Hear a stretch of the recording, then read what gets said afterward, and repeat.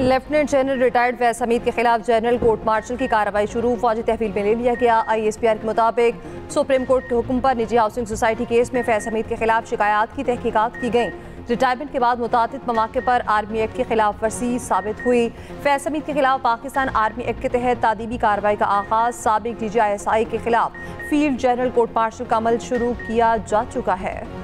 बल्कि अगर ज़्यादा सीनियर रैंक और हायर रैंक हो तो ये जो हमारा अकाउंटेबिलिटी प्रोसेस है it comes even more harder, because it is expected कि जो लोग सीनियर हैं उनको ज़्यादा समझ और अकल और ज़्यादा जिम्मेदारी है। जो जूनियर रैंक में बच्चे हैं, जो जूनियर ऑफिसर्स हैं, उनको तो आप कुछ मार्जिन दे सकते हैं, लेकिन सीनियर रैंक पे ऐसे नहीं होता। पाक फौज में खुद एहतसाबी एक सख्त कड़ा मगर शफाफ अमल है, एक खुदकार अमल है जो हर वक्त जारी रहता है।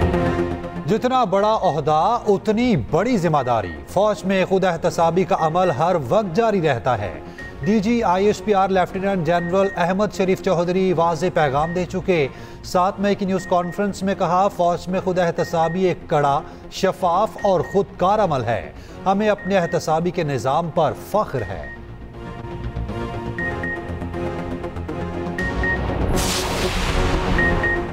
बहुत सी चीज़ें साबित हो चुकी हैं। फैज हमीद को इंक्वायरी के लिए तहवील पे नहीं लिया गया। वज़ीर आज़म के मुशीर राना सनाउल्लाह कहते हैं, पाक फौज में एहतसाब का अमल बहुत मजबूत है। हाउसिंग सोसाइटी केस में मुतादिद बेज़ाब्तियाँ सामने आई होंगी।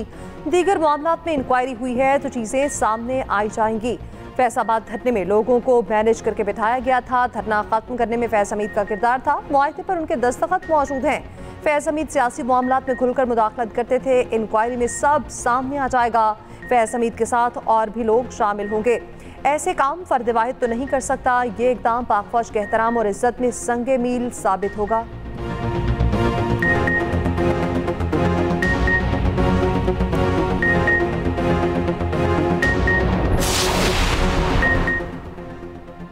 देर आए दुरुस्त आयद। सेनेटर फैसल वावडा कहते हैं, पाकिस्तान को नुकसान पहुंचाने वालों का ठोक बजाकर एहतसाब होगा। ये तो सिर्फ आगाज है, बड़े बड़े बुत गिरेंगे। निजी हाउसिंग सोसाइटी का केस उठेगा तो और भी कई नाम सामने आएंगे। नौमे वालों की पुष्पनाही करने वालों का एहतसाब होगा। फैजाबाद धरना केस तो बहुत छोटा है, बहुत बड़े केसेस सामने आएंगे। PTI और उनके बानी अब जमीन पर लेट जाएंगे। इतने सीनियर अफसर के खिलाफ कार्रवाई के लिए यकीनन ठोस सबूत होंगे। रहनुमा पीपल्स पार्टी का मरज़मान कायरा कहते हैं, फौज का अपना एहतसाब का अमल है। PTI की हुकूमत लाने में उनका किरदार था। सईद गनी कहते हैं, मुल्क के खिलाफ काम करने वालों का एहतसाब होना चाहिए। चेयरमैन MQM पाकिस्तान खालिद मकबूल सिद्दीकी कहते हैं, फैज हमीद का मामला हमसे आगे का है।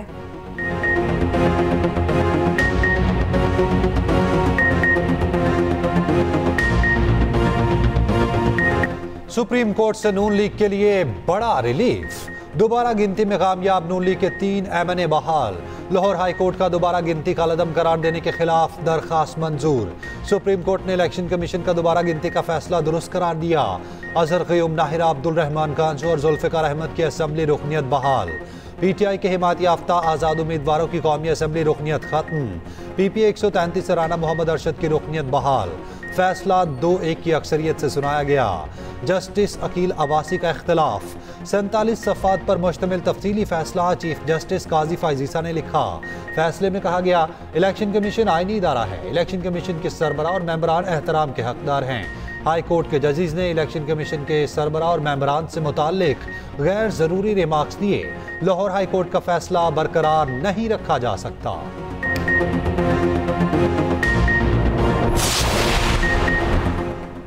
इलेक्शन कमीशन का इंतखाबी तनाज़ात पर हुक्म दायर इख्तियार से तजावुज़ है। जस्टिस अकील अब्बासी के इख्तिलाफी नोट लिखा है, इंतखाबी तनाज़ात पर इलेक्शन ट्रिब्यूनल से ही रुजू किया जा सकता है।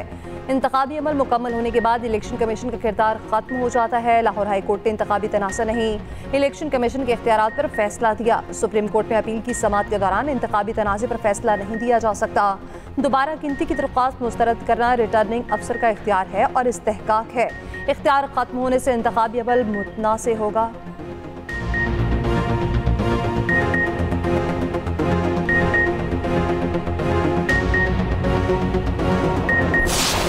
सुप्रीम कोर्ट के फैसले पे हम इतना जरूर कहना चाहते हैं, MNA साहिबान ने ओथ ले लिए थे। इसी सरकमस्टांस में इसको रिवर्स करना हम समझते हैं इंसाफ के तकाजों के मुनाफी है। रिकाउंटिंग की आड़ में कोशिश की जा रही है कि हमारी जीती हुई सीटें इनको कन्वर्ट किया जाए और उस जीत को डिफीट में तब्दील किया जाए। हमें इस बात पे अफसोस है कि सुप्रीम कोर्ट को चाहिए था ये बड़े तनाजुर में देखते। हम हुकूमत से मुतालिबा करते हैं कि चीफ जस्टिस आने वाले की फिलफोर नोटिफिकेशन की जाए। सुप्रीम कोर्ट में इंसाफ का कत्ल हुआ, फैसले से बहुत मायूसी हुई। चेयरमैन पीटीआई बैरिस्टर गौहर कहते हैं दोबारा गिनती की आड़ में हमारी नशिस्तें छीनी जा रही। 2 MNAs ने पीटीआई के हक में बयान हल्फी जमा कराया था। पीटीआई का फैसले के खिलाफ नजरसानी अपील दायर करने का ऐलान। शिबली फराज बोले ये 8 फरवरी को शुरू होने वाले अमल का तसलसल है। अवाम 17 नशिस्तों वाली हुकूमत को मुस्तरद कर चुके।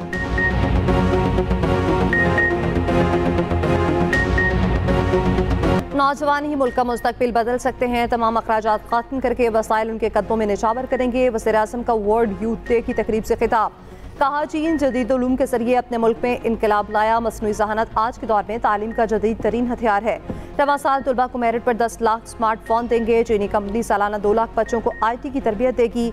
1000 ग्रेजुएट्स को ज़राअत की जदीद तरीन के जरिए चीन भेजा जाएगा। स्मॉल एंड मीडियम एंटरप्राइजेस की बुनियाद पर नौजवानों को इदारों का मालिक बनाने के लिए बैंकों से कर्ज भी दिलवाया जाएगा। वज़ीर-ए-आज़म ने prime minister green youth movement का भी इजरा कर दिया।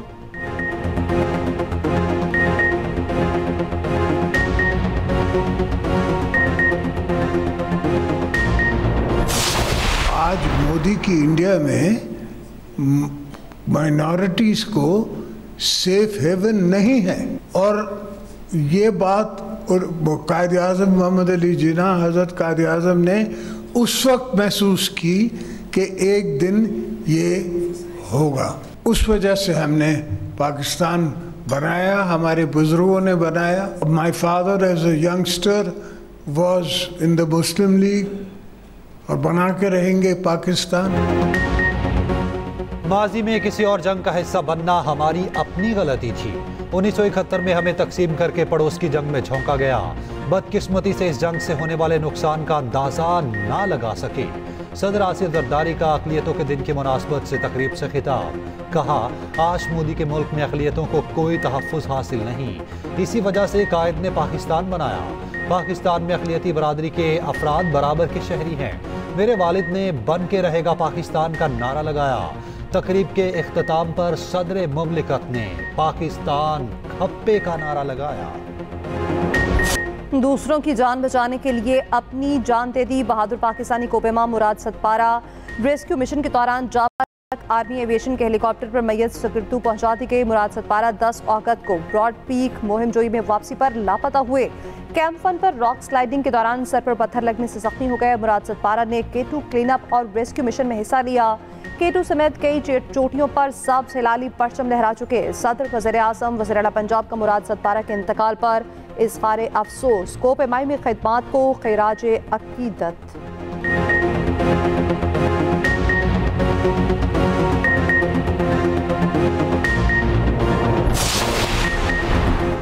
नए इलेक्शन से भी मुल्क नहीं चलेगा। आर्मी चीफ, चीफ जस्टिस, तमाम सियासतदान सर जोड़कर बैठें। पहले रास्ते का तयन करें, फिर हल निकालें। शाहिद खाकान अब्बासी की मीडिया से गुफ्तगू। कहा नैब और पाकिस्तान एक साथ नहीं चल सकते। शाहिद खाकान अब्बासी PSO गैर कानूनी भर्ती केस से बरी। नैब की रेफरेंस वापस लेने की दरखास्त मंजूर।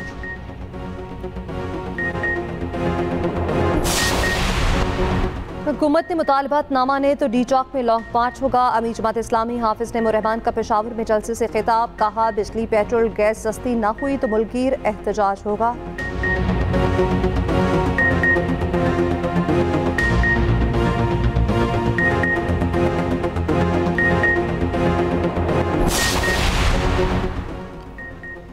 £190 मिलियन रेफरेंस की अडाला जेल में समात। बानी PTI और बुशरा बीबी की नैब बोर्ड मीटिंग का रिकॉर्ड मंगवाने की दरखास्त मुस्तरद। दूसरी जानिब 9 मई के 12 केसेस में बुशरा बीबी की अबूरी जमानत की दरखास्त खारिज। अदालत का 7 रोज में तफ्तीश मुकम्मल करने का हुक्म।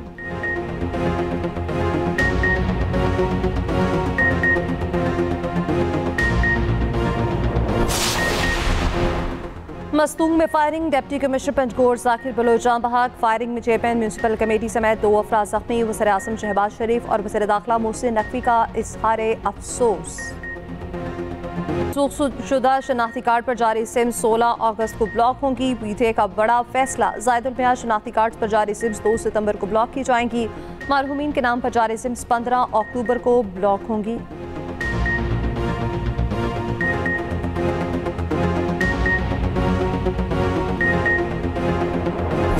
ज़ियारत में मूसलाधार बारिश, जल थल एक, नशीबी इलाके ज़ेरे आब, पानी घरों में दाखिल।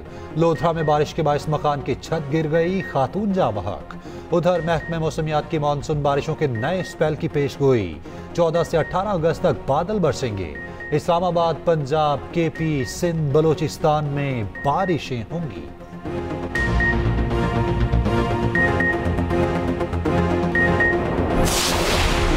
भारत में मसीहाओं की जिंदगियां भी गैर महफूज। कोलकाता में अस्पताल की ट्रेनी डॉक्टर ज्यादती के बाद बेदर्दी से कत्ल।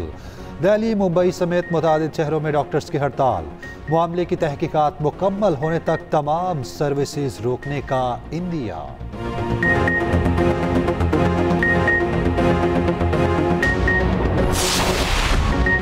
रावलपिंडी एक्सप्रेस शुएब अख्तर ने जिंदगी की 49 बहारें देख लीं। 2030 में दुनिया के तेज तरीन बॉलर का एहसास हासिल किया जो आज तक कोई तोड़ न सका। मैदान में उतरते तो बड़े बड़े बल्लेबाज डर जाते, कई खिलाड़ियों की टांगें कांपने लगती।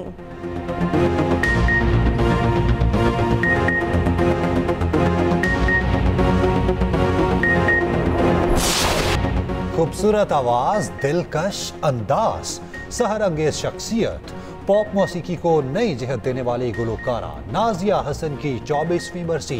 नाजिया हसन ने जो भी गाया कमाल गाया।